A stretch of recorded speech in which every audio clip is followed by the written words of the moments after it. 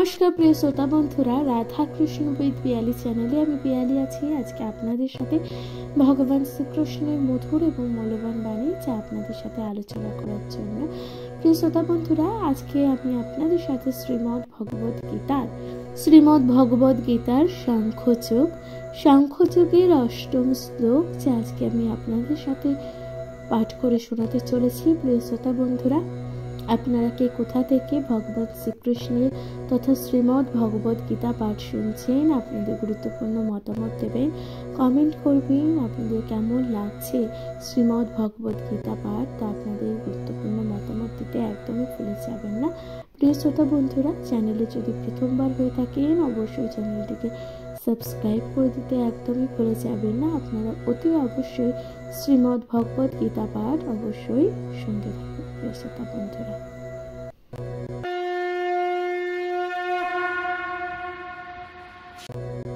প্রিয় শ্রোতা বন্ধুরা, সাংখ্যযোগের অষ্টম শ্লোকে কি বলছি?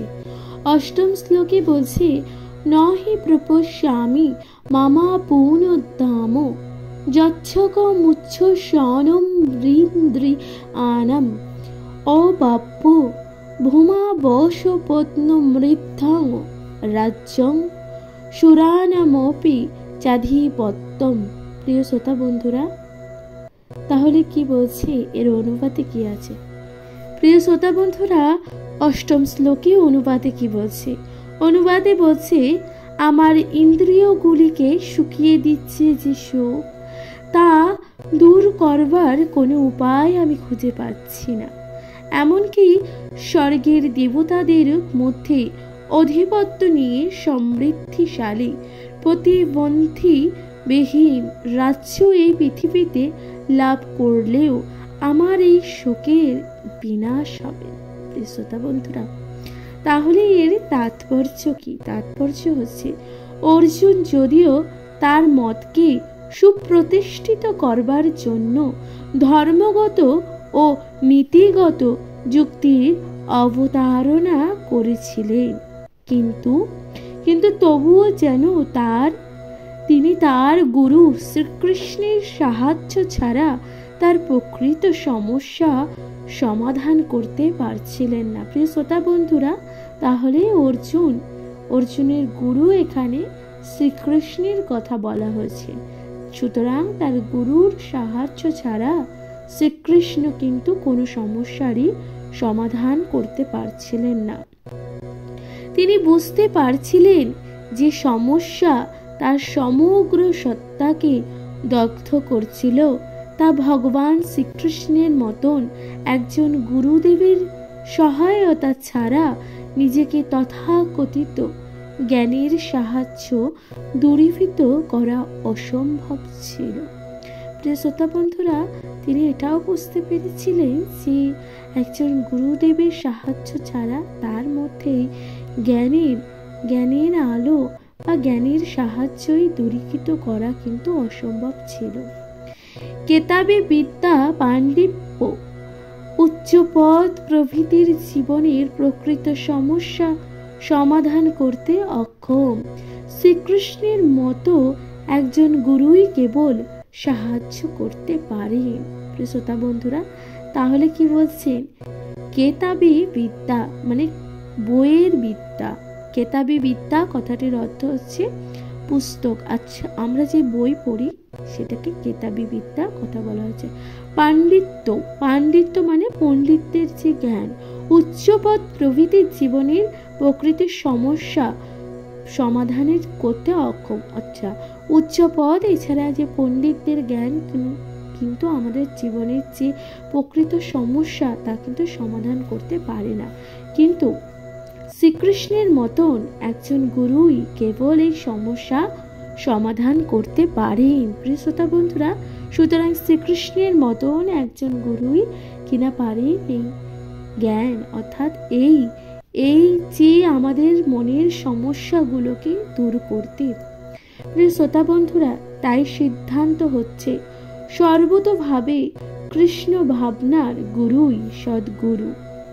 কেননা তিনি কেবলই পারেন জীবনের সমস্ত সমস্যার সমাধান করতে। শ্রী চৈতন্য মহাপ্রভু বললেন, যিনি কৃষ্ণ তত্ত্ব বেদা, তার সামাজিক পরিচয় যাই হোক না কেন তিনি প্রকৃতই গুরু। অর্থাৎ শ্রী চৈতন্যদেব বলেছেন, শ্রী চৈতন্য মহাপ্রভু কিন্তু বলেছেন, যিনি কৃষ্ণ তত্ত্ববেদ, তার সামাজিক পরিচয় যাই থাকুক না কেন, যাই হোক না কেন, তিনি প্রকৃতই একজন গুরু। এখানে কি বলছে দেখুন, কিবা বিপ্র কিবা নস্যি শূদ্রকে নিয়ে নয়, যে কৃষ্ণ তত্ত্ববেদা সেই গুরু হয়। প্রিয় শ্রোতা বন্ধুরা, তাহলে এর এখানে কি বলছি, এর অনুপাতে কি আছে? অনুপাতে বলছি, সুতরাং কৃষ্ণ তত্ত্ব বিজ্ঞানী পারদর্শী না হলে সদ্গুরু হওয়া যায় না। সুতরাং কৃষ্ণ তত্ত্ব বিজ্ঞানী যদি আপনি পারদর্শী না হন, তাহলে সদ্গুরু হওয়া যায় না। বৈদিক শাস্ত্রে বলা হয়েছে যে, শ্রোতা বন্ধুরা তাহলে এখানে কি বলা আছে শুনুন। বলছে যে, ষঠ কর্মণি পৌন বিপ্র মন্ত্রতন্ত্র বিশারদ অবৈষ্ণব গুরু ন সাধবৈষ্ণব সপোচ গুরু। অর্থাৎ সমস্ত বৈদিক জ্ঞান সম্পন্ন ব্রাহ্মণ যদি বৈষ্ণব না হন, অথবা যদি তিনি কৃষ্ণ তত্ত্ববেদা না হন, তবে তিনি গুরু হবার যোগ্য নন। কিন্তু যদি নীচ নীচ কুলোদ্ভূত চণ্ডাল কৃষ্ণ তত্ত্ব জ্ঞান সম্পূর্ণ বৈষ্ণব হন, তবে তিনি গুরু হতে পারেন। প্রিয় শ্রোতা বন্ধুরা, তাহলে কি বলছেন দেখুন, বলছেন চণ্ডালও যদি কৃষ্ণ তত্ত্ব জ্ঞান সম্পূর্ণ হন, বৈষ্ণব হন, তবে তিনি কিন্তু গুরু হতে পারেন। এটা পদ্মপুরাণে রচিত রয়েছে। প্রিয় শ্রোতা বন্ধুরা, তারপর বলছে, জন্ম জরা ব্যাধি ও মৃত্যু জড় অস্তিত্বের এই চতুর্বিধ সমস্যা ধন ঐশ্বর্যের সঞ্চয় অথবা অর্থনৈতিক উন্নতির মাধ্যমে কখনোই সমাধান করা সম্ভব নয়। পৃথিবীর বিভিন্ন প্রান্তে এমন অনেক দেশ রয়েছে যেগুলি সব রকমের জাগতিক সুখ স্বাচ্ছন্দ্যের পরিপূর্ণ, ধন ঐশ্বর্য সম্পূর্ণ ও অর্থনৈতিকভাবে উন্নত আছে, কিন্তু সেখানে জড় অস্তিত্বের সমস্যা বর্তমান। প্রিয় শ্রোতা বন্ধুরা, কি বলছি দেখুন, বলছি পৃথিবীর এমন অনেক দেশ রয়েছে যেখানে ধন সম্পদ সুখ স্বাচ্ছন্দ্য এবং অর্থনৈতিকভাবে কিন্তু উন্নত, কিন্তু সেখানে এই জড় অস্তিত্বের সমস্যাগুলো কিন্তু রয়েছে। প্রিয় শ্রোতা বন্ধুরা, নানাভাবে তারা শান্তি পাবার চেষ্টা করছে, কিন্তু প্রকৃত আনন্দ লাভ করার একমাত্র উপায় হচ্ছে ভগবান শ্রীকৃষ্ণের উপদেশ গ্রহণ করা। অর্থাৎ কি বলছে, তারা কিন্তু নানানভাবে তাদের নিজেদের জীবনে শান্তি খোঁজার চেষ্টা করছে, কিন্তু সে শান্তি তারা পাচ্ছে না। তাই বলেছেন যে একমাত্র প্রকৃত শান্তি হচ্ছে ভগবান শ্রীকৃষ্ণের এই গীতা, অর্থাৎ ভগবান শ্রীকৃষ্ণের উপদেশযুক্ত যে শ্রীমদ্ ভগবত গীতা। শ্রোতা বন্ধুরা, এটা আমাদের গ্রহণ করতে হবে। অর্থাৎ শ্রীকৃষ্ণের যথার্থ প্রতিনিধি সদ্গুরুর মাধ্যমে কৃষ্ণ তত্ত্ব বিজ্ঞান সমন্বিত ভগবত গীতা ও শ্রীমদ্ ভগবতের উপদেশ গ্রহণ করা। অর্থাৎ কি বলেছে, শ্রীকৃষ্ণের যথার্থ যারা প্রতিনিধি রয়েছে, সেই সকল কৃষ্ণ তত্ত্ব বিজ্ঞান সমন্বিত যারা ভগবত গীতা পাঠ করেন বা শ্রীমদ্ ভগবত গীতা সম্বন্ধে যে সকল ব্যক্তি উপদেশ দেয়, তাদের কাছ থেকে কিন্তু উপদেশ গ্রহণ করা উচিত। যদি অর্থনৈতিক উন্নতি ও জাগতিক সুখ স্বাচ্ছন্দ্যের মানুষকে পারিবারিক, সামাজিক, জাতীয় অথবা আন্তর্জাতিক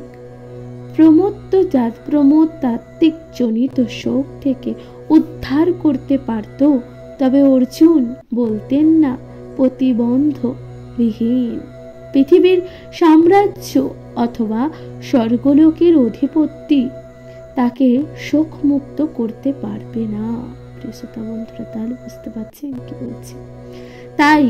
তাই তিনি কৃষ্ণ ভাবনার আশ্রয় অবলম্বন করেছিলেন। তাই সেই কারণে কিন্তু কৃষ্ণ ভাবনার আশ্রয় অবলম্বন করেছিলেন এবং সুখ ও শান্তি লাভের সেটি সঠিক পন্থা হিসাবে মনে করেছেন।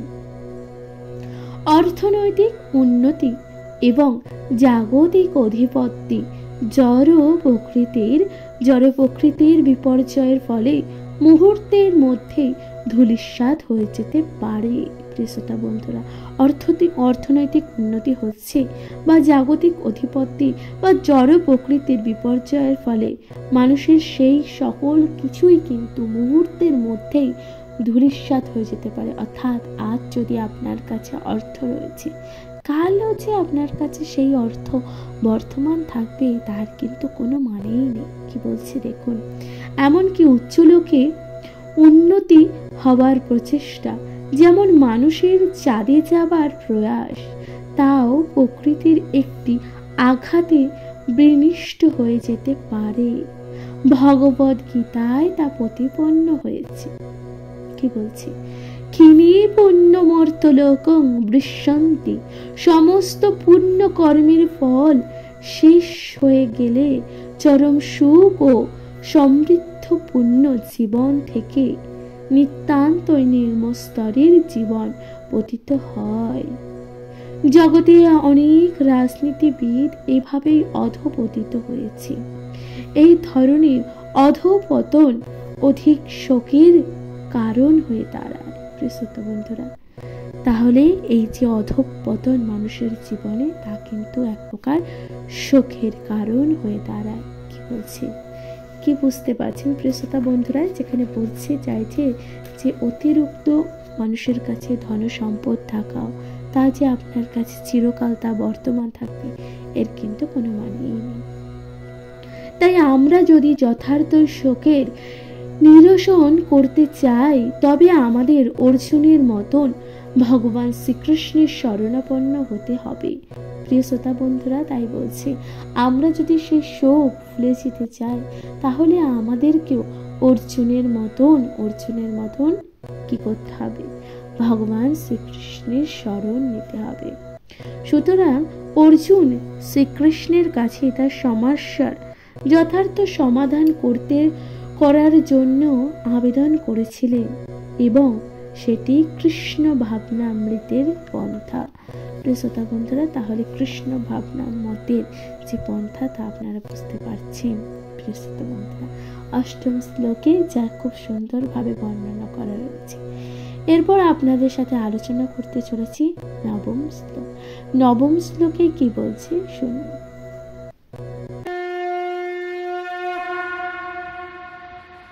প্রিয় শ্রোতা বন্ধুরা, সাংখ্যযোগের নবম শ্লোকে কি বলছে যে সঞ্জয় উবাচ, অর্থাৎ সঞ্জয় বলছে সকল কথা। ইব মুক্তা ঋষি ক্রেশ কুরাগ্রেশ পরন্তপ ন জ্যোৎস্ন ইতি গোবিন্দ মুক্তা তৃষ্ণং বাভূব। প্রিয় শ্রোতা বন্ধুরা, কি বলছে, এর অনুবাদ কি? অনুবাদে বলছে, সঞ্জয় বললেন, এভাবে মনোভাব ব্যক্ত করলেন গুরাকেশ ও পরন্তপ। অর্জুন তখন ঋষিকেশকে বললেন, ঋষিকেশ তাহলে কে এখানে? ঋষিকেশ কিন্তু স্বয়ং বাসুদেব শ্রীকৃষ্ণ। হে গোবিন্দ, আমি যুদ্ধ করব না। এবং তারপর মৌন হয়ে রইলেন। তাহলে ঋষিকেশকে বললেন অর্জুন, হে গোবিন্দ, আমি কিন্তু আর যুদ্ধ করতে চাইছি না।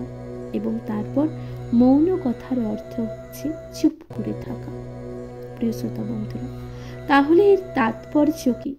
তাৎপর্য হচ্ছে অর্জুন যুদ্ধ না করে ভিক্ষাবৃত্তি অবলম্বন পূর্বক জীবন ধারণ করলেন।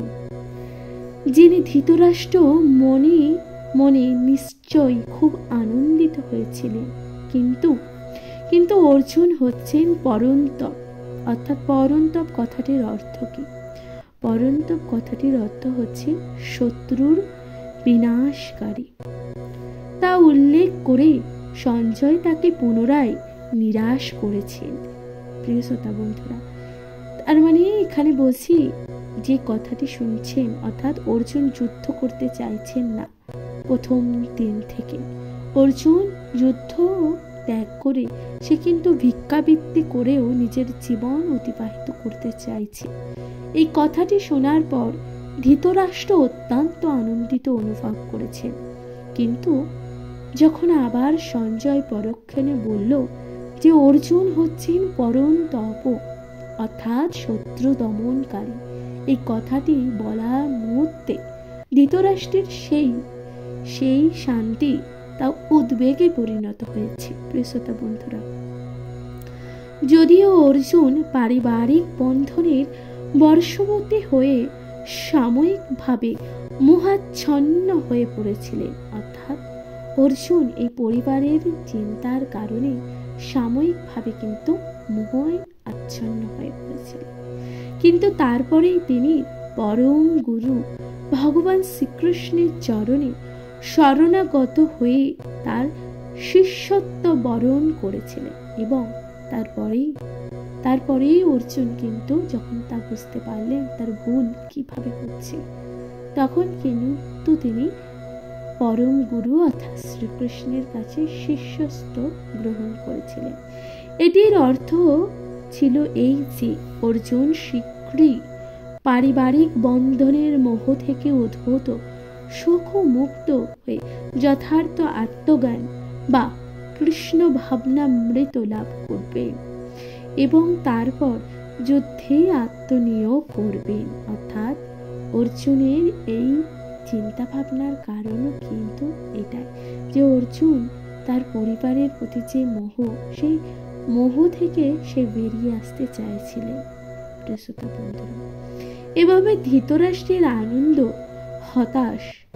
হতাশার পর্যবসিত হবে, কেননা শ্রীকৃষ্ণের দ্বারা উজ্জীবিত হয়ে অর্জুন সর্বতোভাবে যুদ্ধে নিয়োজিত হবে। কারণ অর্জুন যিনি কিনা শ্রীকৃষ্ণের দ্বারা নানানভাবে সুযোগ সুবিধার দ্বারা উজ্জীবিত হয়ে অর্জুন কিন্তু যুদ্ধে নিয়োজিত হবে। অর্থাৎ শ্রীকৃষ্ণ তাকে বোঝাবেন যুদ্ধ করার কারণ কি, এই সকল তিনি বুঝতে পারবে। অর্জুন যখন বুঝতে পারবে নিজের ভুলটা, তারপরে অর্জুন কিন্তু পুনরায় যুদ্ধে ফিরে যাবে। প্রিয় শ্রোতা বন্ধুরা, তাহলে নবম শ্লোকে এই আলোচনা করা আছে, অর্থাৎ সঞ্জয় ধৃতরাষ্ট্রকে এইভাবেই তার ঘটনা কিন্তু সংক্ষেপে বলছে, রণক্ষেত্রে যা ঘটনা ঘটছে। এবং ধৃতরাষ্ট্রের এই সকল কথা শুনে কিন্তু তার দুশ্চিন্তা ক্রমশই বেড়ে যাচ্ছে। প্রিয় শ্রোতা বন্ধুরা, এরপর আপনাদের সাথে আলোচনা করতে চলেছি দশম শ্লোক। দশম শ্লোকে কি বলা হয়েছে শুনুন।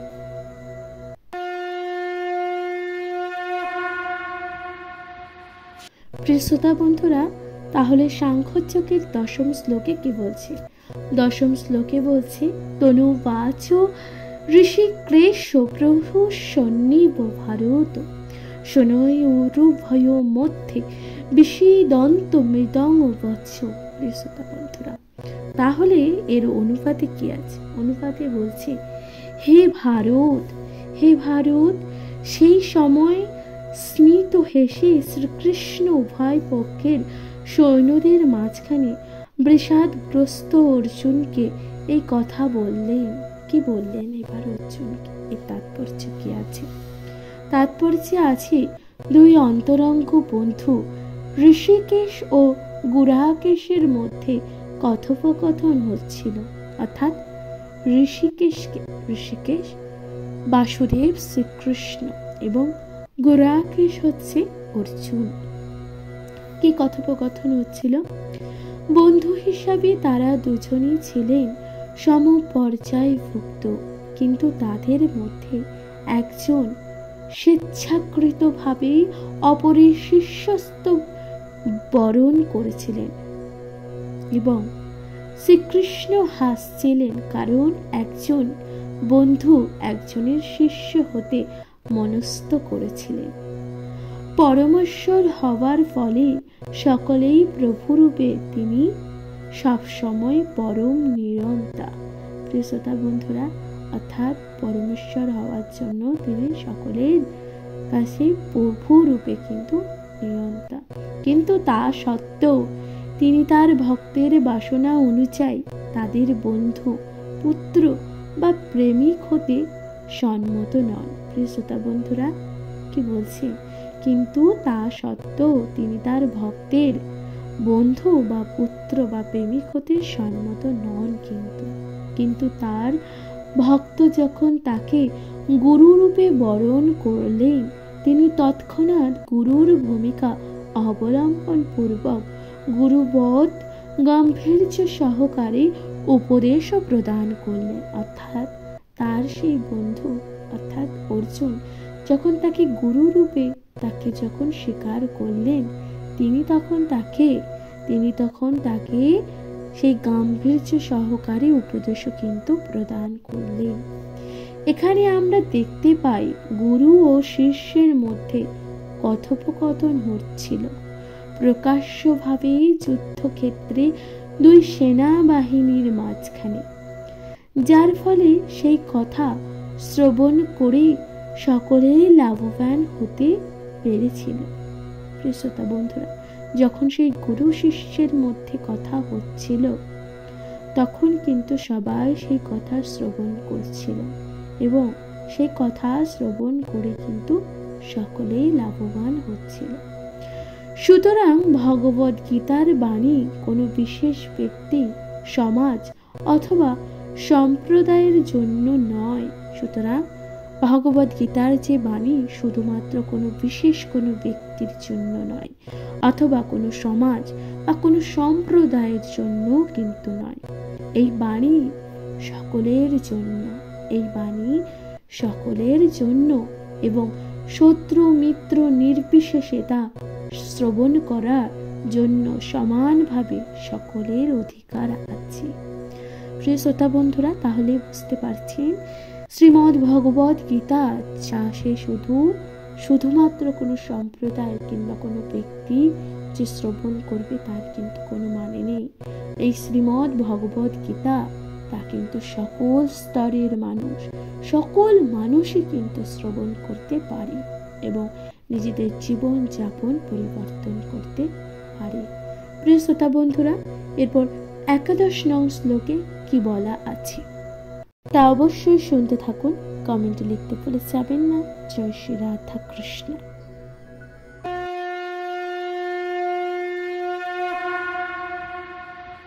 প্রিয় শ্রোতা বন্ধুরা, 11 শ্লোকে বলা হচ্ছে শ্রী ভগবানুচ, অর্থাৎ ভগবান বলছেন। কি বলছেন দেখুন, ভগবান বলছেন অশোকান্য শোকস্তত্ত্ব প্রজ্ঞাবাদাঞ্চ ভাষ্যে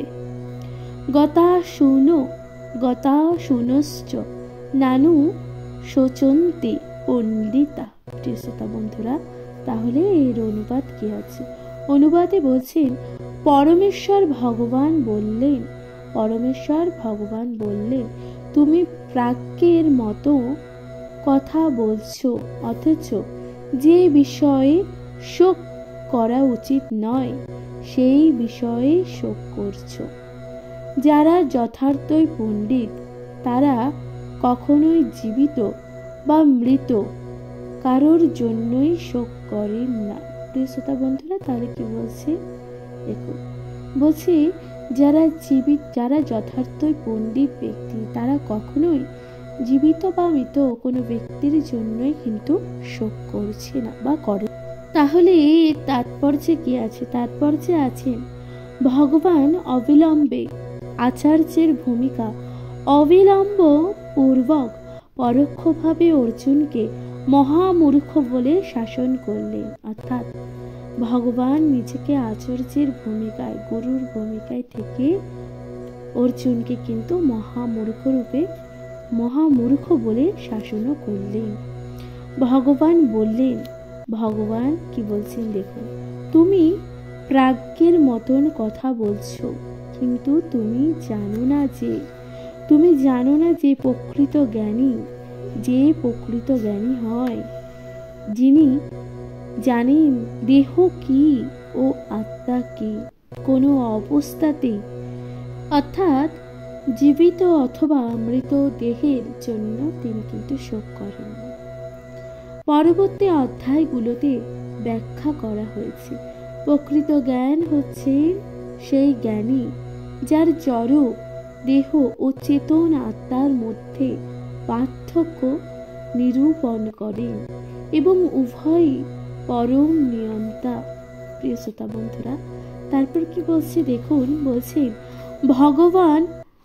ভগবানের সম্বন্ধে অবগত করে অর্জুন যুক্তি দেখাচ্ছেন যে রাজনৈতিক ও সামাজিক প্রয়োজনীয়তা থেকে ধর্মীয় নৈতিকতাকে অধিক গুরুত্ব প্রদান করা উচিত। অর্থাৎ অর্জুন বলছেন যে রাজনৈতিক ও সামাজিক যে প্রয়োজন রয়েছে মানুষের, তার থেকেও অধিক ধর্মিক যে নৈতিকতাকে অধিক মাত্রায় গুরুত্ব দেওয়া উচিত মানুষের। কিন্তু তিনি জানতেন না যে জড় আত্মা ও ভগবৎ সম্বন্ধীয় জ্ঞান ধর্মীয় বিধি নিষেধের থেকেও অধিক গুরুত্বপূর্ণ। অর্থাৎ তিনি জানতেন না যে জড় আত্মা ভগবৎ সম্বন্ধীয় যে জ্ঞান ও ধর্মের যে বিধি নিষেধ রয়েছে তা অধিক গুরুত্বপূর্ণ। আর যেহেতু তার সেই জ্ঞান ছিল না তাই তার পাণ্ডিত্যের ভূমিকায় অবতীর্ণ হওয়াই ছিল অনুচিত। অর্থাৎ তার যেহেতু সেই জ্ঞান ছিল না, সুতরাং তার পাণ্ডিত্যের যে ভূমিকায় অবতীর্ণ হওয়া ছিল অনুচিত। যেহেতু তিনি পরম জ্ঞানের অধিকারী ছিলেন না, তাই তিনি অসহ্য বিষয় শোক করতেন। অর্থাৎ ভগবান বলছেন অর্জুন যেহেতু বিশেষ জ্ঞানের অধিকারী ছিলেন না, তাই তিনি সাধারণ বিষয়ে শোক করতেন। জড় দেহের জন্ম হয় এবং কোনো এক সময় তা বিনাশ হয়। অর্থাৎ মানুষের এই যে জীবদেহ, তাকে জড় দেহ বলা হয়েছে। এবার এই জড় দেহের কিন্তু জন্ম হয়, আবার কোনো এক সময় তার কিন্তু শেষ হয়েছে বা বিনাশ হয়েছে। তাই জড় দেহটি আত্মার মতন গুরুত্বপূর্ণ নয়। সুতরাং জড় দেহটি কিন্তু আত্মার মতন অতটা গুরুত্বপূর্ণ নয়, আত্মা বেশি গুরুত্বপূর্ণ। যিনি এই বিষয়ে অবগত তিনি প্রকৃত জ্ঞানী এবং তিনি কোনো অবস্থাতেই জড় দেহের জন্য শোক করেন না। অর্থাৎ যিনি এই সকল বিষয়ে অবগত তিনি হচ্ছেন প্রকৃত জ্ঞানী। সুতরাং তিনি এই জড় দেহের জন্য অহেতুক কিন্তু শোক করে না। প্রিয় শ্রোতা বন্ধুরা, তাহলে একাদশ শ্লোকে সুন্দরভাবে বলা হয়েছে। এরপর আপনাদের সাথে আলোচনা করতে চলেছি দ্বাদশ শ্লোক। দ্বাদশ শ্লোকে কি বলা হয়েছে শুনতে থাকুন।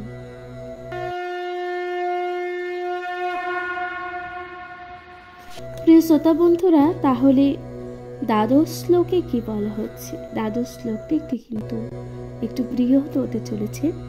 দ্বাদশ শ্লোকটি একটু বৃহৎ আকারে হতে চলেছে। আপনারা কিন্তু অনুগ্রহ করে সবাই শুনতে থাকবেন। কি বলছি দেখুন। ন তৈবং জাতু নাসং নতং নেব জনাধিপা ন চৈব ন ভবিষ্যাম সর্বে বয় মত পরম। প্রিয় শ্রোতা বন্ধুরা, এর অনুবাদে কি বলা হচ্ছে দেখুন। অনুবাদে বলা হচ্ছে, এখন কোনো সময় ছিল না যখন তোমার এই সমস্ত রাজাদের অস্তিত্ব ছিল না। ভবিষ্যতে কখনো আমার অস্তিত্বহীন হব না। প্রিয় শ্রোতা বন্ধুরা, তাৎপর্য কি আছে? তাৎপর্যে বলা আছে বেদে কঠোপনিষদে এবং শ্বেতাম্বরত উপনিষদে বলা হয়েছে কৃত কর্ম এবং তার ফল অনুসারে বিভিন্ন অবস্থায় স্থিত অসংখ্য জীব দেহে পরমেশ্বর ভগবান পালন করেন। সেই পরমেশ্বর ভগবান পরমাত্মা রূপে সমস্ত জীবের হৃদয়ে বিরাজ করেন। কেবল মহাত্মারাই অন্তর ও বাইরে সেই একই পরমেশ্বর ভগবানকে দর্শন করে পূর্ণ ও শাশ্বত শান্তি লাভও করতে পারে। প্রিয় শ্রোতা বন্ধুরা, বলছি যে শুধুমাত্র একমাত্র পরমেশ্বরকে সেই মহাত্মারাই কিন্তু দর্শন করতে পারে। তাই এখানে বলা হয়েছে যে নিত্য নিত্যানাং চেতনেশ্বর নানম এক ব্রহুন্নাং য বিদোধাতি কামান তস্মান্নস্ততং যে অনু পশ্যন্তি ধীরাস্তেষাং শান্তি শাশ্বতি নেতো রে শ্যাম। প্রিয় শ্রোতা বন্ধুরা, তাহলে এখানে কি বলছি দেখুন, বলছি যিনি নিত্যর মধ্যেও পরম নিত্য, চেতনের মধ্যেও পরম চেতন, এবং যিনি হয়েও সকলের কামনা পূরণ করেন, তাকে যথার্থ ধীর ব্যক্তি অন্তরের অন্তঃস্থলে সর্বদাই দর্শন করেন এমন এবং শাশ্বত শান্তি অনুভব করে। কিন্তু যারা তার ভজন করেন না, তারা কখনোই তা লাভ করতে পারে না। এটা কিন্তু কঠোপনিষদে বলা হয়েছে। এটি কঠোপনিষদে 2য় অধ্যায় 13 নম্বর শ্লোকে কিন্তু বর্ণিত আছে। অর্জুনকে প্রদত্ত এই বৈদিক তত্ত্বজ্ঞান ভগবান পৃথিবীর প্রতিটি মানুষেই দান করলেন। এমনকি তাদের যারা নিজেদের মহাপণ্ডিত বলে জাহির করলেনও বাস্তবিক পক্ষে স্বপ্নজ্ঞান সম্পূর্ণ। ভগবান স্পষ্টভাবে বললেন যে স্বয়ং তিনি অর্জুন ও সেই যুদ্ধক্ষেত্রে সমবেত সমস্ত রাজারা সকলের শাশ্বত স্বতন্ত্র জীব, এবং ভগবান সমস্ত জীবকে তাদের বদ্ধ ও মুক্ত উভয় অবস্থাতেই নিত্যকাল প্রতিপালন করেন। পরমেশ্বর ভগবান পরম স্বতন্ত্র পুরুষ এবং ভগবানের নিত্য পাদন অর্জুন এবং সেখানে সমবেত সমস্ত রাজারাই স্বতন্ত্র শাশ্বত ব্যক্তি। এমন নয় যে পূর্বে তারা ছিলেন না এবং নিত্যকাল থাকবেন না। তাদের ব্যক্তি স্বাতন্ত্র পূর্বেই ছিল এবং ভবিষ্যতেও বিচ্ছিন্নভাবে তারা থাকবেন। তাই কারোর জন্য শোক করার কোনো কারণই নেই। অর্থাৎ বাসুদেব বলছেন কারোর জন্য কোনো শোক করার কিন্তু কোনো কারণই নেই। প্রিয় শ্রোতা বন্ধুরা, এরপর কি বলছি দেখুন। মায়াবাদীদের মতবাদ মুক্তির পর স্বতন্ত্র আত্মা মায়ার আবরণ মুক্ত হয়ে নির্বিশেষে ব্রহ্মে বিলীন হয়ে যাবে এবং তাদের আর আত্মার নিজস্ব সত্তা থাকবে না।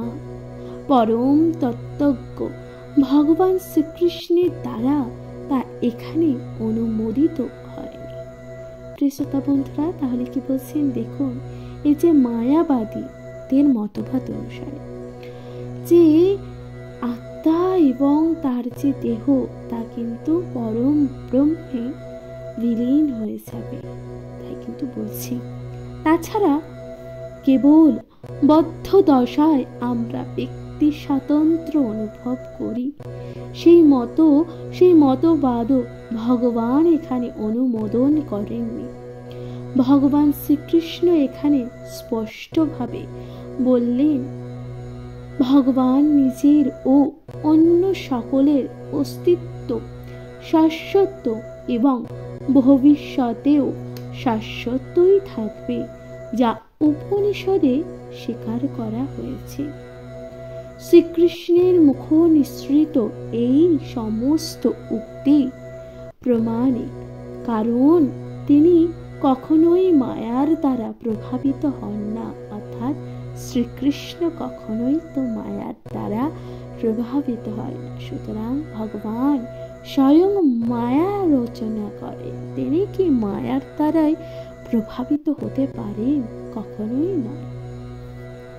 জীবনের ব্যক্তি স্বতন্ত্র যদিও বাস্তবিক না হতো, তবে ভগবান শ্রীকৃষ্ণ কখনোই এত গুরুত্ব দিয়ে বলতেন না যে ভবিষ্যতেও কখনোই এর বিনাশ হবে না। মায়াবাদী তার্কিরাও বলতে পারে না। শ্রীকৃষ্ণ যে ব্যক্তির স্বাতন্ত্র্যের কথা বলেছেন তা চিন্ময়, শাশ্বত নয়, তা জড় শাশ্বত।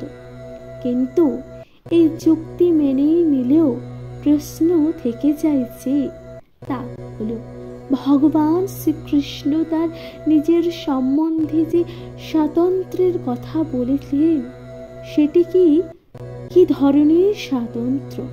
শ্রীকৃষ্ণ বলেছেন তিনি অতীতে ছিলেন এবং ভবিষ্যতেও থাকবেন। অর্থাৎ শ্রীকৃষ্ণ বলেছেন তিনি অতীতেও ছিলেন এবং ভবিষ্যতেও তিনি কিন্তু থাকবেন। তিনি নানাভাবে তার ব্যক্তি স্বাতন্ত্র্য প্রতিপন্ন করেছেন এবং ঘোষণা করেছেন নির্বিশেষে ব্রহ্মজ্যোতি হচ্ছে তার অধীন, নির্বিশেষে ব্রহ্মের জ্যোতি হচ্ছে তার অধীন। শ্রীকৃষ্ণ তার অপ্রাকৃতিক স্বাতন্ত্র্য সব সময় বজায় রেখে গেছে। যদি তাকে সীমিত সাধারণ চেতনা বিশিষ্ট বদ্ধ জীবাত্মা বলে মনে করা হয়, তবে পরম তত্ত্বজ্ঞান সম্বন্ধিত শাস্ত্র হিসাবে তার ভগবদ গীতায় কোনো গুরুত্বই থাকে না। সীমিত জ্ঞান বিশিষ্ট ভ্রান্তিপূর্ণ সাধারণ মানুষই কখনো পরম তত্ত্বজ্ঞানের শিক্ষা দিতে পারে না। প্রিয় শ্রোতা বন্ধুরা, সীমিত জ্ঞান যে সকল মানুষের মধ্যে রয়েছে, ভ্রান্তিপূর্ণ সাধারণ মানুষকে কখনোই তারা কিন্তু পরম তত্ত্বের সেই জ্ঞান দিতে পারে না। ভগবদ গীতা সাধারণ গ্রন্থের ঊর্ধ্বে। ভগবদ গীতা কিন্তু অন্য সকল পুস্তকের মতো নয়। ভগবদ গীতা যা সাধারণ গ্রন্থের ঊর্ধ্বে। প্রিয় শ্রোতা বন্ধুরা, জড় জাগতিক কোনো গ্রন্থের সঙ্গে ভগবদ গীতার তুলনা চলে না। প্রিয় শ্রোতা বন্ধুরা, তাই বলেছেন এই জড় সমাজের জাগতিক যতই পুস্তক থাকুক না কেন, তার সাথে কিন্তু ভগবদ গীতার কখনোই কোনো তুলনা চলে না। শ্রীকৃষ্ণ একজন সাধারণ মানুষ বলে কখনোই মনে করলে ভগবদ গীতা সমস্ত গুরুত্বই কিন্তু হ্রাসপ্রাপ্ত হয়। অর্থাৎ আপনারা যদি শ্রীকৃষ্ণকে একজন সাধারণ মানুষ মনে করেন, তাহলে এই ভগবদ গীতার সমস্ত গুরুত্বই কিন্তু হ্রাসপ্রাপ্ত হবে। মায়াবাদী তার্কিরা বলে মনে করে প্রচলিত রীতি অনুসারে এই শ্লোকে বহু বচনের ব্যবহার করা আছে এবং তা জড় দেহটিকে বোঝাচ্ছে। অর্থাৎ এখানে যে বহু বচনের ব্যবহার করা হচ্ছে তা শুধুমাত্র এই জড় দেহটিকে বোঝায়। কিন্তু পূর্ববিত্ত শ্লোকে জড় দেহের ধারণাকে সম্পূর্ণভাবে নস্যাৎ করা হয়েছে। জীবের জড় দেহের ধারণাকে নস্যাৎ করার পর প্রচলিত রীতি অনুসারে সেই জড় দেবগত পরিচয়কে আবার আরোপ করা শ্রীকৃষ্ণের পক্ষে কি করে সম্ভব? তাই অপ্রাকৃতিক স্তরেও জীব স্বতন্ত্র আত্মরূপে বর্তমান থাকে এবং সেই কথা রামানুজাচার্য আদি মহান আচার্যরা স্বীকার করে গেছে। প্রিয় শ্রোতা বন্ধুরা, ভগবদ গীতাতেই বহু জায়গায় স্পষ্টভাবে উল্লেখ করা হয়েছে এই অপ্রাকৃতিক স্বাতন্ত্র্য কেবল ভগবত ভক্তেরাই উপলব্ধ করতে পারেন। অর্থাৎ ভগবদ গীতাতেই কিন্তু উপলব্ধ করতে পারে এই অপ্রাকৃতিক যে স্বাতন্ত্র্য, একমাত্র ভগবত ভক্তরাই তা কিন্তু উপলব্ধি করতে পারে। যারা পরমেশ্বর ভগবান শ্রীকৃষ্ণের প্রতি ঈর্ষাপরায়ণ, ভগবত ভক্তি গীতার মতন মহৎ শাস্ত্রকে উপলব্ধি করার ক্ষমতা নেই তাদের, অর্থাৎ যারা বাসুদেব শ্রীকৃষ্ণের প্রতি ঈর্ষাপরায়ণ অর্থাৎ হিংসা করে, তাদের কিন্তু এই ভগবত গীতার মহৎ শাস্ত্রে উপলব্ধি করার মতো তাদের সেই ক্ষমতাই নেই। ভগবত ভক্তহীন মানুষেরা ভগবত গীতা পাঠ করা মৌমাছির মধুর বোতলে বহির্ভাগ লেহেন করার মতন। অর্থাৎ ভগবত ভক্তিহীন মানুষেরা ভগবত গীতা পাঠ করা, অর্থাৎ যে সকল মানুষের মনে ভগবত গীতার প্রতি কোনো ভাব নেই, কোনো ভালোবাসা নেই, তারা সেই ভগবত গীতা শ্রবণ করা মৌমাছির মধুর বাইরে, বোতলের বাইরে লেহন করা অর্থাৎ খাওয়ার মতন কিন্তু বোঝায়। বোতল না খুললে মধুর স্বাদ পাওয়া যায় না। যেমন বলছে, বোতল যদি না খোলেন মধুর, আপনারা কি সেই মধুর স্বাদ পান? তা কখনোই সম্ভব না। তেমনি ভগবানের ভক্ত ছাড়া আর কেউই ভগবত গীতার অন্তর্নিহিত তত্ত্ব উপলব্ধি করতে পারে না। সুতরাং বলেছে, ভগবানের প্রতি যার কোনো ভক্তি নেই, ভালোবাসা নেই, সে সকল ব্যক্তি ভগবত গীতার কোনোই জ্ঞান কিন্তু বুঝতে পারে না, যেটি এই গ্রন্থের 4th অধ্যায়ে উল্লেখ করা হয়েছে। অর্থাৎ 4th অধ্যায় আমরা তা জানতে পারব। আর যারা ভগবানের অস্তিত্বের অবিশ্বাস করে, তাদের পক্ষে ভগবত গীতা স্পর্শ করা সম্ভব নয়। প্রিয় শ্রোতা বন্ধুরা, যারা ভগবানকে বিশ্বাস করে না, যারা ভগবানের অস্তিত্ব নিয়ে সন্দেহ করে, তারা কিন্তু ভগবত গীতা স্পর্শ করতে পারবে না। তাই মায়াবাদীরা গীতার যে ভাষ্য দিয়ে থাকে তা সম্পূর্ণরূপে ভ্রান্ত এবং তা মানুষকে বিপদগামী করে। সুতরাং মায়াবাদীরা যারা আমাদের চোখের সামনে এক মায়ার বন্ধন, মায়া আবদ্ধ করে, তারা যে ভগবত গীতার জ্ঞান দিয়ে থাকে তা কিন্তু সম্পূর্ণভাবে মিথ্যা এবং ভ্রান্ত। তা কিন্তু মানুষকে বিপথে চালিত করে। প্রিয় শ্রোতা বন্ধুরা, শ্রী চৈতন্য মহাপ্রভু মায়াবাদীদের ভাষ্য পড়তে অথবা শুনতে নিষেধ করে গেছেন এবং সতর্ক করেছেন যে মায়াবাদী ভাষ্যের দ্বারা একবার প্রভাবিত হলে গীতার অন্তর্নিহিত তত্ত্বকে আর উপলব্ধি করতে পারা যাবে না। অর্থাৎ শ্রী চৈতন্যদেব কিন্তু বলেছেন যে মায়া যারা রচনা করে তাদের কথায় যদি আপনারা পড়েন, সুতরাং তারা যদি আপনাদেরকে যেমন ভাবে বর্ণনা করছে, তাদের কথায় যদি আপনারা পড়েন, তাহলে কিন্তু আপনারা শ্রীমদ্ ভগবত গীতার এই মধুর বাণীর কিন্তু জ্ঞান তা কিন্তু কখনোই পাবেন না। যদি ব্যক্তি স্বাতন্ত্র্য বলতে বা বাহ্য অভিজ্ঞতা সম্পন্ন লব্ধ বিশ্ব ব্রহ্মাণ্ডকে বোঝায়, তাহলে ভগবান শ্রীকৃষ্ণের উপদেশ কোনো আবশ্যকতাই থাকে না। স্বতন্ত্র আত্মা, বহু বচন ও ভগবান চিরন্তন সত্য এবং তা বেদে প্রতিপন্ন হয়েছে। প্রিয় শ্রোতা বন্ধুরা, স্বতন্ত্র আত্মা যেমন বহু বচন, তেমনি ভগবানের চিরন্তন সত্য কিন্তু আছে, তা বেদে প্রতিপন্ন করা হয়েছে, যে সম্বন্ধে উপরে উল্লেখ করা হয়েছে। প্রিয় শ্রোতা বন্ধুরা, যা সম্বন্ধে কিন্তু আলোচনা করা হয়েছে। প্রিয় শ্রোতা বন্ধুরা, তাহলে আপনাদের সাথে দ্বাদশ শ্লোকের যেখানে বলা হচ্ছে ভগবানের বাণী অর্থাৎ ভগবান শ্রীকৃষ্ণের বাণী হচ্ছে মধুর মতো, অর্থাৎ ভগবানকে বিশ্বাস না করলে সে কিন্তু ভগবদ গীতার পাঠ বা ভগবদ গীতা কিন্তু তার কাছে অর্থহীন। সুতরাং তাই বলতে চেয়েছে, যে সকল ব্যক্তির হৃদয়ে এই ভগবদ গীতার প্রতি ভালোবাসা, শ্রদ্ধা, ভক্তি নেই, সে সকল ব্যক্তি যদি ভগবদ গীতা পাঠও করে তাহলে কিন্তু বোতলের বাইরে থেকে মধু খাওয়ার মতনই হবে।